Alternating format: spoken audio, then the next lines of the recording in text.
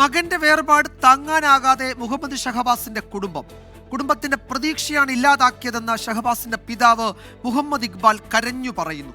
പ്രതികളായ വിദ്യാർത്ഥികളെ മാതൃകാപരമായി ശിക്ഷിക്കണമെന്നും ഇനിയൊരു കുടുംബത്തിനും ഇങ്ങനെയൊരു അനുഭവം ഉണ്ടാകരുതെന്നും മുഹമ്മദ് ഇക്ബാൽ 24-നോട് പറഞ്ഞു.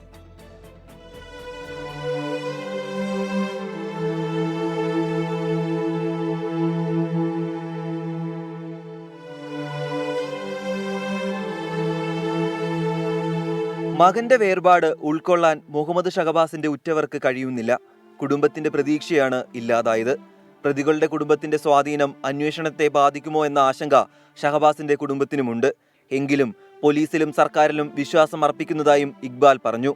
വീട്ടിൽ നിന്ന് വിളിച്ച് കൂട്ടിക്കൊണ്ടുപോയിട്ടാണ് ഈ ഒരു ദാരുണമായ കൊലപാതകം നടന്നത്.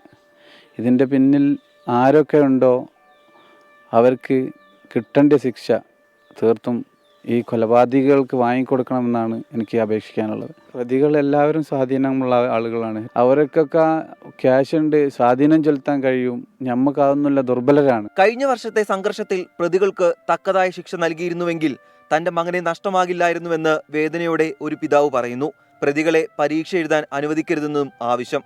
ഭാര്യ പറയാൻ എൻ്റെ മകൻ പരീക്ഷ എഴുതുന്നില്ല, അതുകൊണ്ട് അവരും ഈ പരീക്ഷ എഴുതണ്ട എന്നുള്ള അഭിപ്രായം പറയുന്നു. നാളെ ആരംഭിക്കുന്ന SSLC പരീക്ഷയിൽ മറ്റു വിദ്യാർത്ഥികൾക്കൊപ്പം ഇരുത്തിയാണ് പ്രതികളായ 5 വിദ്യാർത്ഥികളെയും പരീക്ഷ എഴുതിക്കുക. പോലീസ് സുരക്ഷയോടെയാകും കുട്ടികളെ താമരശ്ശേരി ഹയർ സെക്കൻഡറി സ്കൂളിൽ എത്തിക്കുന്നത്. 24 കോഴിക്കോട്.